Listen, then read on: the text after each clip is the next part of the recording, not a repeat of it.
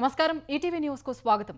నేపాల్లో మళ్లీ ఉద్రిక్త పరిస్థితులు నెలకొన్నాయి. ఆందోళనల్ని అదునుగా చేసుకుని జైళ్ల నుంచి పారిపోయేందుకు యత్నించిన ఖైదీలపై ఆ దేశ సైన్యం కాల్పులు జరిపింది. ఈ ఘటనలో డజను మందికి పైగా ఖైదీలు గాయపడ్డారు.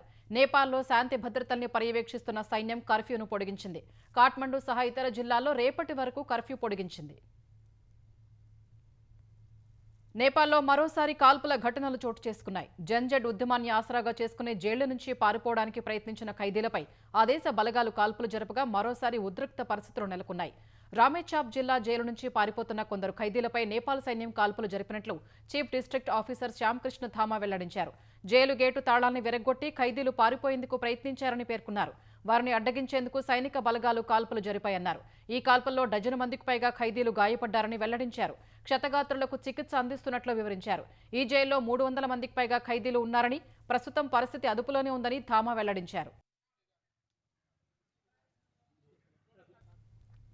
కాఠ్మండు, పొఖారా, లలిత్పూర్ సహా నేపాల్ వ్యాప్తంగా ఉన్న 25 జైళ్ల నుంచి దాదాపు 15,000 మందికి పైగా ఖైదీలు తప్పించుకున్నట్లు పేర్కొంది.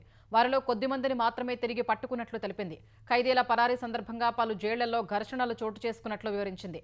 సుందరలోని సెంట్రల్ జైలు నుంచి 3,300 మంది ఖైదీలు పారిపోయినట్లు స్థానిక మీడియా వెల్లడించింది. లలిత్పూర్లోని నక్కు జైలు నుంచి 1,400 మంది తప్పించుకున్నట్లు పేర్కొంది. కాఠ్మండులోని ఢిల్లీ బజార్ జైల్లో నిప్పు పెట్టి పారిపోవడానికి ప్రయత్నించిన ఖైదీల్ని భద్రతా బలాలు అడ్డుకున్నాయి.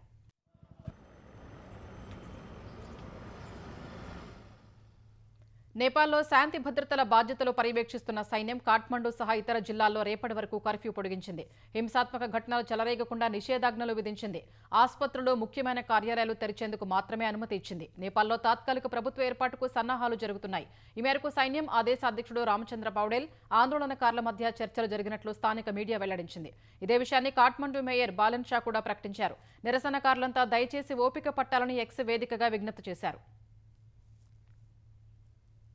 నేపాల్లో ఘర్షణల వేళ జైలు నుంచి తప్పించుకున్న ఖైదీలు భారత్లోకి చొరబడుతుండటంతో భద్రతా దళాలు అప్రమత్తమయ్యాయి. ఇప్పటివరకు 35 మంది నేపాల్ ఖైదీల్ని ఎస్ఎస్బీ దళాలు అరెస్ట్ చేశాయి. అరెస్టైన వారిలో 22 మందిని ఉత్తరప్రదేశ్లోని భారత నేపాల్ సరిహద్దుల్లో అదుపులోకి తీసుకోగా 10 మందిని బీహార్లో అరెస్ట్ చేశారు. మరో 3 బెంగాల్లో అరెస్ట్ చేశారు. ఈ సంఖ్య మరింత పెరిగే అవకాశం ఉందని అధికారిక వర్గాలు తెలిపాయి.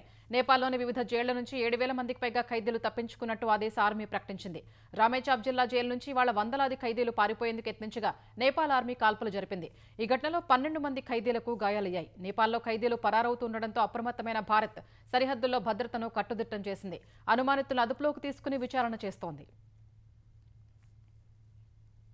దేశంలో భారీ పేలుళ్లకు పథక రచనలో ఉన్న ఉగ్రవాద మాడ్యూల్ను ఛేదించిన ఢిల్లీ పోలీసులు మరో 3 అరెస్ట్ చేశారు. ఈ మాడ్యూల్కు సంబంధించి నిన్న ఢిల్లీ, రాంచీలో 2 అరెస్ట్ చేసిన పోలీసులు ఇవాళ మధ్యప్రదేశ్, జార్ఖండ్, తెలంగాణలో ఒక్కొక్కరిని అదుపులోకి తీసుకున్నారు. ముష్కిరుల నుంచి ఐఈడీల తయారీకి వాడే ముడి సామాగ్రిని స్వాధీనం చేసుకున్నారు. దేశీయంగా తయారు చేసిన పిస్టల్, లైవ్ మందుగుండు సామాగ్రి సహా హైడ్రోక్లోరిక్ ఆమ్లం, నైట్రిక్ ఆమ్లం, సల్ఫర్ పౌడర్, వైర్లు, ఎలక్ట్రానిక్ సర్క్యూట్లు, ల్యాప్టాప్లు, ఫోన్లు, నగదు స్వాధీనం చేసుకున్నారు. ఈ 3కి పాకిస్తాన్తో సంబంధాలు ఉన్నట్టు గుర్తించారు. సామాజిక మాధ్యమాల ద్వారా పాకిస్తాన్లో ఉన్న హ్యాండలర్తో సంప్రదింపులు జరుపుతున్నట్టు అధికారిక వర్గాల ద్వారా తెలుస్తోంది. పోలీసులు అరెస్ట్ చేసిన 5 ఉగ్రవాదుల్లో అష్రఫ్ డానిష్ కీలక వ్యక్తిగా భావిస్తుండగా ఒకరిని తెలంగాణలోని బోధన్కు చెందిన వ్యక్తిగా తేల్చారు. పాక్లోని హ్యాండలర్లతో సామాజిక మాధ్యమాల్లో సంప్రదింపులు జరుపుతూ భారత్లో కుట్రలకు పథకరచన చేశారని ఢిల్లీ స్పెషల్ సెల్ అదనపు సిపి ప్రమోద్ సింగ్ కుష్వాహా వివరించారు. నిజామాబాద్ జిల్లా బోధన్లో ఢిల్లీ పోలీసులు ఓ యువకుడిని విచారణ కోసం తీసుకెళ్లినట్టు స్థానికంగా కూడా నిర్ధారించారు. ఈ మేరకు తెలిపిన అతడి కుటుంబ సభ్యులు ఓ వెబ్సైట్లో అతడు వీడియో కాల్ మాట్లాడేవాడని తెలిపారు. అతడికి ఉగ్రవాదులతో ఏ సంబంధం లేదని చెప్పారు. అటు ఢిల్లీ నుంచి వచ్చిన పోలీసులు స్థానిక యువకుడిని అదుపులోకి తీసుకుని వెళ్లడం బోధన్లో కలకలం రేపింది. ఈ పరిణామంపై ప్రజలు తీవ్ర ఆశ్చర్యం వ్యక్తం చేస్తున్నారు. స్థానిక సంస్థల్లో బీసీలకు 42% రిజర్వేషన్లు కల్పించే దేశానికి ఆదర్శంగా నిలుస్తామని తెలంగాణ రెవెన్యూ శాఖ మంత్రి పొంగులేటి శ్రీనివాసరెడ్డి తెలిపారు. ఈ నెల 15న కామారెడ్డిలో నిర్వహించే బీసీ డిక్లరేషన్ విజయోత్సవ సభపై మంత్రులు, ప్రభుత్వ సలహాదారులతో పొంగులేటి సమీక్ష నిర్వహించారు. స్థానిక సంస్థల్లో బీసీలకు 42% రిజర్వేషన్లు ఇవ్వాలని తాము కృషి చేస్తుంటే కేంద్రంలోని నరేంద్ర మోదీ ప్రభుత్వం అడ్డుకుంటోందని విమర్శించారు. కామారెడ్డి సభను ప్రతిష్టాత్మకంగా తీసుకున్నామని, బీసీలకు కాంగ్రెస్ ప్రభుత్వం నెరవేర్చిన హామీల్ని వివరిస్తామని తెలిపారు. మరోవైపు కామారెడ్డి డిక్లరేషన్లో చాలా అంశాలు ఉన్నప్పటికీ కేవలం 42% రిజర్వేషన్లకు మాత్రమే పరిమితం చేస్తున్నారని బీఆర్ఎస్ నేతలు ధ్వజమెత్తారు. బడ్జెట్లో బీసీలకు ఏడాదికి 20,000 కోట్లు కేటాయించడం సహా చాలా హామీలు ఇచ్చారని, వాటిలో ఏ ఒక్క హామీని కూడా నెరవేర్చలేదని మాజీ మంత్రి శ్రీనివాస్ గౌడ్ విమర్శించారు. తెలంగాణలో గ్రూప్ 1 పోస్టుల కోసం భారీగా డబ్బు చేతులు మారిందన్న ఆరోపణలపై రాష్ట్ర ప్రభుత్వం స్పందించాలని బీఆర్ఎస్ కార్యనిర్వాహక అధ్యక్షుడు కేటీఆర్ డిమాండ్ చేశారు. ఈ అంశంలో తగిన విచారణ జరగాలన్నారు. గ్రూప్ 1 పోస్టుల్ని మంత్రులు, ముఖ్యమంత్రి కార్యాలయం అమ్ముకున్నట్లు పలువురు విద్యార్థులు చేస్తున్న ఆరోపణలకు ప్రభుత్వం సమాధానం చెప్పాలన్నారు. తెలంగాణ యువత నమ్మకాన్ని రేవంత్ సర్కారు వమ్ము చేసిందని కేటీఆర్ మండిపడ్డారు. హైకోర్టు ఆదేశాల ప్రకారం గ్రూప్ 1 పరీక్షను మళ్లీ ఎలాంటి అక్రమాలకు తావు లేకుండా నిర్వహించాలని డిమాండ్ చేశారు. పరీక్షల్లో జరిగిన అవకతవకలపై ఒక జ్యుడిషియల్ కమిషన్ వేసి ఉద్యోగాలను అమ్ముకున్న దొంగలెవరో తేల్చాలన్నారు. ఏడాదిలోపే 2 లక్షల ఉద్యోగాలు ఇస్తామని కాంగ్రెస్ చేసిన మోసపూరిత వాగ్దానంపై ప్రత్యేక అసెంబ్లీ సెషన్ ఏర్పాటు చేసి చర్చించాలని కేటీఆర్ తెలిపారు. 15వ ఉపరాష్ట్రపతి ప్రమాణ స్వీకారోత్సవంలో పాల్గొనేందుకు ముఖ్యమంత్రి చంద్రబాబు ఇవాళ సాయంత్రం ఢిల్లీ వెళ్లనున్నారు. సాయంత్రం 6 గంటలకు అమరావతి నుంచి ఢిల్లీ బయలుదేరనున్నారు. రేపు ఢిల్లీలో పలువురు కేంద్ర మంత్రులతో సీఎం సమావేశమై రాష్ట్ర పెండింగ్ సమస్యలపై వారికి విజ్ఞాపనలు ఇవ్వనున్నారు. ఉపరాష్ట్రపతి ఎన్నికల్లో గెలుపొందిన రాధాకృష్ణన్ను కలిసి అభినందించనున్నారు. ఉపరాష్ట్రపతిగా ఎన్నికైన సిపి రాధాకృష్ణన్ మహారాష్ట్ర గవర్నర్ పదవికి రాజీనామా చేశారు. ఈ విషయాన్ని రాష్ట్రపతి భవన్ ప్రకటించింది. గుజరాత్ గవర్నర్ ఆచార్య దేవవ్రత్కు మహారాష్ట్ర గవర్నర్గా అదనపు బాధ్యతలు అప్పగిస్తూ రాష్ట్రపతి ద్రౌపది ముర్ము ఆదేశాలు జారీ చేశారు. 67 ఏళ్ల రాధాకృష్ణన్ ఉపరాష్ట్రపతి ఎన్నికల్లో ఎన్డీఏ అభ్యర్థిగా పోటీ చేసి ప్రతిపక్ష పార్టీల అభ్యర్థి జస్టిస్ బి సుదర్శన్ రెడ్డిపై 152 ఓట్ల మెజారిటీతో విజయం సాధించారు. త్వరలో బాధ్యతలు చేపట్టే సన్నాహాల్లో భాగంగా మహారాష్ట్ర గవర్నర్ పదవిని పరిత్యజించారు. ఆంధ్రప్రదేశ్ రాయలసీమ జిల్లాల్లో భారీ వర్షాలు దంచికొట్టాయి. ఉమ్మడి కర్నూలు జిల్లా గూడూరు మండలంలో భారీ వర్షం కారణంగా ఇళ్లలోకి వరద నీరు చేరి ప్రజలు అవస్థలు పడ్డారు. ఇసుక సంచులు అడ్డుగా పెట్టి నీటిని బయటకు తోడుతున్నారు. హాలహర్వి మండలంలో ఊరివంక ఉప్పొంగి హాలహర్వి, నిట్రవట్టి గ్రామాలకు రాకపోకలు నిలిచిపోయాయి. పెంచికలపాడు వద్ద వక్కెరవాగు ఉధృతంగా మారింది. ఆదోనిలో ఎడతెగని వర్షంతో పాఠశాలలకు సెలవు ప్రకటించారు. కడపలో భారీ వర్షానికి రోడ్లన్నీ జలమయమయ్యాయి. తెల్లవారుజాము నుంచి ఏకధాటిగా వర్షం కురవడంతో మురుగు కాలువలు పొంగి పొర్లుతున్నాయి. ఆర్టీసీ బస్టాండ్లో వరద నీరు నిలిచి ప్రయాణికులు తీవ్ర ఇబ్బందులు పడ్డారు. అనంతపురం జిల్లా ఉరవకొండ నియోజకవర్గంలో కురిసిన భారీ వర్షానికి వాగులు ఉధృతంగా ప్రవహిస్తున్నాయి. ఉరవకొండ, విడపనకల్లు, వజ్రకరూరు మండలాల్లో గత రాత్రి భారీ వర్షం కురిసింది. విడపనకల్లు మండలంలోని ఉండబండ, పాల్తూరు మధ్య రాకపోకలు నిలిచిపోయాయి. వజ్రకరూరు మండలంలోని వాగు ఉధృతి కారణంగా పొట్టిపాడు, ఛాయాపురం మధ్య రవాణా స్తంభించింది. తెలంగాణలోని మెదక్, సంగారెడ్డి జిల్లాల్లో భారీ వర్షం కురిసింది. మెదక్లో 3.5 గంటల వ్యవధిలో 17 సెంటీమీటర్ల అతి భారీ వర్షం కురిసింది. రాజుపల్లి 13.2, నల్గొండ జిల్లా దిండిలో 11, మెదక్ జిల్లాలోని పాతూరులో 8 సెంటీమీటర్ల వర్షం నమోదైంది. ఆయా పట్టణాల్లో రోడ్లన్నీ చెరువుల్ని తలపిస్తున్నాయి.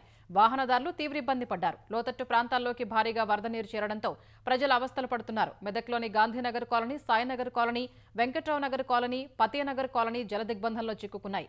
ఇళ్లలోకి, వ్యాపార సముదాయాల్లోకి వరద నీరు చేరింది. భారీ వర్షం కారణంగా పలు దుకాణాల ముందు ఉంచిన వాహనాలు నీట మునిగాయి. మెదక్లోని బాలికల కళాశాలని వరద నీరు ముంచెత్తి మోకాలి లోతు నీళ్ల నుంచి లెక్చరర్ల సాయంతో విద్యార్థులు బయటకు వచ్చారు. మెదక్లోని రామాయంపేట, హవేలీ ఘన్పూర్, టేక్మాల్, పెద్ద శంకరంపేట, అల్లాదుర్గం, పాపన్నపేట సహా పలు ప్రాంతాల్లో భారీ వర్షం కురిసింది. సంగారెడ్డి జిల్లాలోని నారాయణఖేడ్, మనూరు, సిర్గాపూర్, సంగారెడ్డి, నాగల్గిద్ద, జహీరాబాద్, జోగిపేటలో వర్షం కారణంగా ప్రజలు అవస్థలు పడ్డారు. హైదరాబాద్లోని పలు ప్రాంతాల్లో భారీ వర్షం కురిసింది. హయత్నగర్, భాగ్యలత, పెద్దంబర్పేట్, అబ్దుల్లాపూర్మేట్ ప్రాంతాల్లో వర్షం దంచుకొట్టింది. అబ్దుల్లాపూర్మేట్ పరిసర ప్రాంతాల్లో కేవలం గంటన్నర వ్యవధిలో 7.7 సెంటీమీటర్ల వర్షపాతం నమోదైంది. వర్షం ధాటికి హయత్నగర్ ఆర్టీసీ బస్టాండ్ వద్ద భారీగా ట్రాఫిక్ జామ్ అయింది. హయత్నగర్, భాగ్యలత ప్రాంతాల్లో రహదారిపై భారీగా వాననీరు నిలవడంతో వాహనదారులు ఇబ్బందులు ఎదుర్కొన్నారు.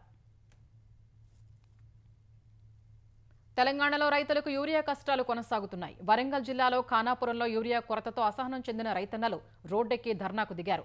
వంట వార్పుకు సిద్ధపడగా పోలీసులు వారిని అడ్డుకుని నచ్చజెప్పే ప్రయత్నం చేశారు. యూరియా తెప్పించి అందిస్తామని పోలీసులు, పీఎస్సీఎస్ సెక్రటరీ హామీ ఇవ్వడంతో ధర్నా విరమించారు. మెదక్ జిల్లా రామాయంపేట మండలంలోని కాట్రియాల, ప్రగతి ధర్మారంలో తెల్లవారుజాము నుంచి యూరియా కోసం రైతులు బారులు తీరారు. క్యూలైన్లో గంటల తరబడి నిలబడే ఓపిక లేక చెప్పుల్ని క్యూలైన్లో పెడితే వాటిని కూడా ఎత్తుకెళ్తున్నారని ఆవేదన వ్యక్తం చేశారు. 5 ఎకరాలు పంట వేసిన రైతుకు 1-2 సంచుల యూరియా ఎలా సరిపోతుందని ఆగ్రహించారు. నెల రోజులకు పైగా యూరియా కోసం తిరుగుతున్నా దొరకడం లేదని, ఇంత ఘోరమైన పరిస్థితి ఎప్పుడూ చూడలేదని మండిపడ్డారు. మద్యం కుంభకోణం కేసులో దూకుడు పెంచిన సిట్ మాజీ సీఎం జగన్మోహన్ రెడ్డి సన్నిహితుడైన నర్రెడ్డి సునీల్ రెడ్డి కంపెనీలో సోదాలు నిర్వహిస్తోంది. హైదరాబాద్, విశాఖలో ఏకకాలంలో సునీల్ రెడ్డికి చెందిన 10 కంపెనీలకు సంబంధించిన 5 కార్యాలయాల్లో సోదాలు జరుగుతున్నాయి. Banjara Hills road number 3, Sneha house, Banjara Hills road number 2, Sagar society, Katedan, Rajender Nagar, Khairatabad, Kamalapuri colony phase 1 సహా వాల్తేరు రోడ్, వెస్ట్ వింగ్, విశాఖలో ఉన్న మరో కార్యాలయంలో కూడా సిట్ సోదాలు నిర్వహిస్తోంది. హైదరాబాద్లో 8 కంపెనీలకు 4 కార్యాలయాలు, విశాఖలో 2 కంపెనీలకు 1 కార్యాలయాన్ని సునీల్ రెడ్డి ఏర్పాటు చేసుకున్నారు. RRR global enterprises, green smart Infracon, green tech engineering systems, Shekhar foundation, green tel enterprises, green cart media, Bioleta furnitures, green smart, Gensys petrochemicals and logistics, green fuels global trending కంపెనీలను సునీల్ రెడ్డి నిర్వహిస్తున్నారు. భారత్, మారిషస్ 2 దేశాలే కానీ వాటి కలలు, గమ్యాలు ఒకటేనని ప్రధాని నరేంద్ర మోదీ అన్నారు. ఇరు దేశాలు కేవలం భాగస్వాములు మాత్రమే కాదని ఒక కుటుంబమని వ్యాఖ్యానించారు. ఉత్తరప్రదేశ్లోని వారణాసిలో మారిషస్ ప్రధాని నవీన్ చంద్ర రామ్ గులాంతో సమావేశమైన ప్రధాని ద్వైపాక్షిక చర్చలు జరిపారు. ఈ సమావేశంలో పలు కీలక రంగాల్లో ఇరు దేశాల మధ్య ఒప్పందాలు జరిగాయి. అనంతరం మాట్లాడిన ప్రధాని మారిషస్ ప్రత్యేక ఆర్థిక మండలి భద్రత, సముద్ర సామర్థ్యాన్ని బలోపేతం చేయడానికి భారత్ కట్టుబడి ఉందన్నారు. స్థానిక కరెన్సీలో వాణిజ్యం చేసేందుకు ఇరు దేశాలు నిర్ణయించాయని చెప్పారు. వికసిత్ భారత్ సంకల్పం దిశగా దేశం ముందుకు వెళ్లాలంటే తయారీ రంగంలో ఆటో పరిశ్రమ, ప్రభుత్వం కలిసి పనిచేసి నిజమైన స్వయం సమృద్ధి సాధించాలని ప్రధాని నరేంద్ర మోదీ పిలుపునిచ్చారు. Society of Indian automobile manufacturers SIAM వార్షిక సదస్సుకు మోదీ లిఖితపూర్వక సందేశం పంపారు. హరిత, స్మార్ట్ రవాణా రంగంలో భారత గ్లోబల్ లీడర్గా పయనిస్తోందని తెలిపారు. ఈ రంగాల్లో పెట్టుబడులకు, భాగస్వామ్యాలకు అనేక అవకాశాలు ఉన్నట్లు పేర్కొన్నారు. మేక్ ఇన్ ఇండియా కార్యక్రమానికి ఆటోమొబైల్ ఇండస్ట్రీ టార్చ్ బేరర్గా ఉందన్న మోదీ భారత ఆర్థిక వ్యవస్థకు ఆటోమొబైల్ పరిశ్రమ కీలకమైన చోదక శక్తిగా ఉందన్నారు. ఈ మేరకు ప్రధాని రాసిన లేఖను SIAM అధ్యక్షుడు శైలేష్ చంద్ర వార్షిక సదస్సులో చదివి వినిపించారు. కొన్నాళ్లలోనే అసెంబ్లీ ఎన్నికలు జరగనున్న బీహార్లో ఆర్జేడీ నేత దారుణ హత్యకు గురి కావడం కలకలం రేపింది. రాఘోపూర్ నియోజకవర్గం నుంచి ఆర్జేడీ తరపున పోటీకి సిద్ధమైన రాజ్ కుమార్ రాయ్ను గుర్తు తెలియని వ్యక్తులు కాల్చి చంపారు. చిత్రగుప్తంలోని మున్నాచక్ ప్రాంతంలో ఈ హత్య జరిగినట్లు పోలీసులు తెలిపారు. గత రాత్రి గుర్తు తెలియని వ్యక్తులు బైక్పై వచ్చి అతి సమీపం నుంచి రాయ్పై కాల్పులు జరిపి అక్కడి నుంచి పరారైనట్టు చెప్పారు. వెంటనే రాయ్ను ఆసుపత్రికి తరలించగా అప్పటికే ఆయన చనిపోయినట్టు వైద్యులు ధృవీకరించారని తెలిపారు. ఈ హత్య జరిగిన ప్రాంతంలో 6 బుల్లెట్ షెల్స్ లభించినట్టు పోలీసులు వివరించారు. ఈ ఘటనపై కేసు నమోదు చేసుకుని విచారణ జరిపిన సీసీటీవీ దృశ్యాల్ని పరిశీలిస్తున్నట్లు వెల్లడించారు.